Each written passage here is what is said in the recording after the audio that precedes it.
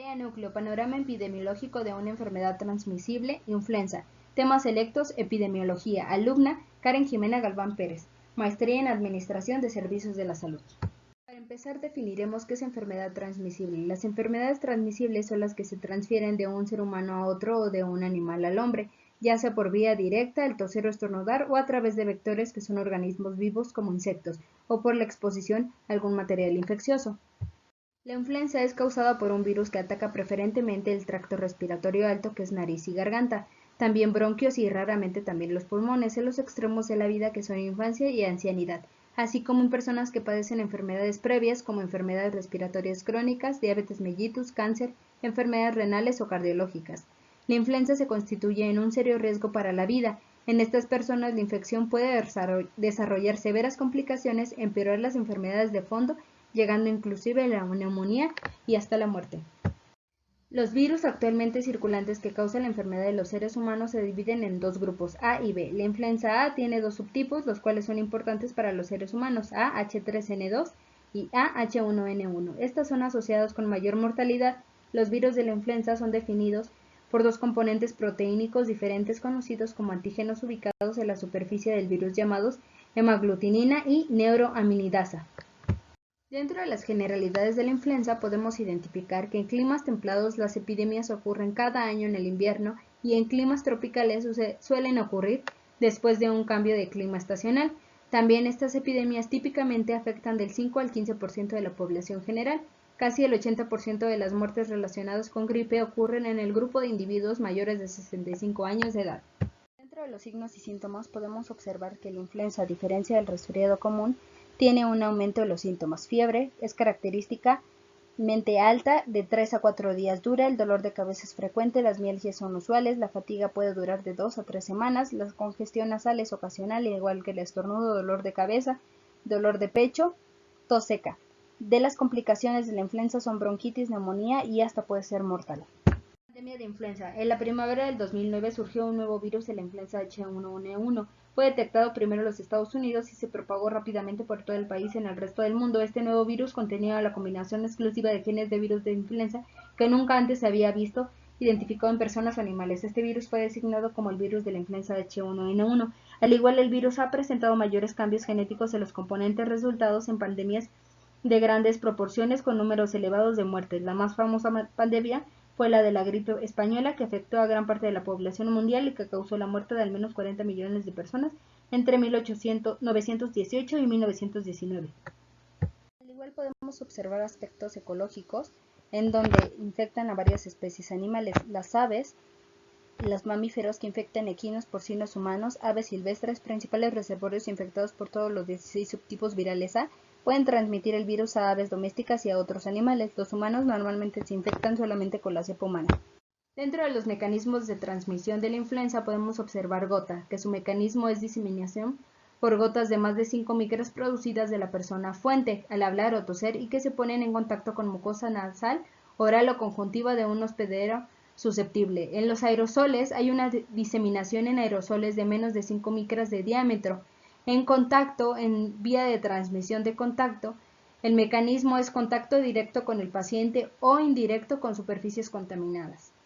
Dentro de la definición de caso, podemos observar el caso sospechoso. Es una persona con un cuadro febril respiratorio agudo que inicia dentro de los 7 días de un contacto cercano con una persona o con un caso confirmado, o que tiene 7 días de haber viajado a un lugar o país donde hay más de un caso confirmado de influenza A H1N1, o que reside en una comunidad donde hay uno o más casos confirmados.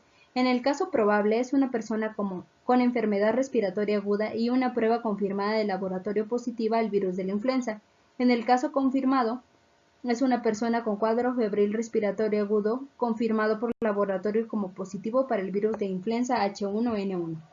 En el periodo de contagio, las personas con influenza son más contagiosas en los primeros de 3 a 4 días después de la aparición de la enfermedad. Algunos adultos sanos pueden contagiar a los demás desde un día antes de que se manifiesten los síntomas y hasta de 5 a 7 días después de contraer la enfermedad. Algunas personas, en especial los niños y las personas con el sistema inmunitario debilitados, podrían causar contagios por un tiempo más prolongado. Dentro de los métodos para detectar el virus de la influenza existen varios. que detectan el tipo de virus, las muestras aceptables y la duración de la prueba. Dentro de los métodos está el cultivo celular viral, que es la convencional, cultivo celular rápido, que son tubos de ensayo, mezclas celulares, la inmunofluorescencia directa, DFA o indirecta, IFA, según la tinción de anticuerpos. Al igual existe el método RT-PCR en tiempo real y otro basado en el ARN y otros ensayos moleculares. También está la prueba de diagnóstico rápido de la influenza. Medidas de frecuencia. Información de la temporada de influenza interestacional 2020, la cual comprende la información de casos positivos de la semana 21 a la 39 del 2020. La gráfica se muestra la curva epidemiológica de casos confirmados de influenza por semana epidemiológica. El periodo presente informativo de las temporadas interestacionales del 2013 al 2020 son de acorde al sistema de vigilancia epidemiológica de influenza, en donde se observa que hay un aumento de la semana del 25 a la 28 del 2018, descendiendo en la semana 28 a la 31. En esta gráfica se muestran los casos estimados, casos probables y casos positivos de influenza por semana. El periodo presenta información acumulada de la semana epidemiológica 21 a la semana 22, acorde al Sistema Único de Información para la Vigilancia Epidemiológica y al Sistema de Vigilancia Epidemiológica de Influenza. Al corte de la semana epidemiológica 22 del Sistema Único de Información para la Vigilancia Epidemiológica, mediante el cálculo de casos estimados de influenza, se observa el comportamiento de la enfermedad a nivel nacional por semana epidemiológica. Se puede observar en la tabla los casos y defunciones positivas de influenza por temporada interestacional 2020.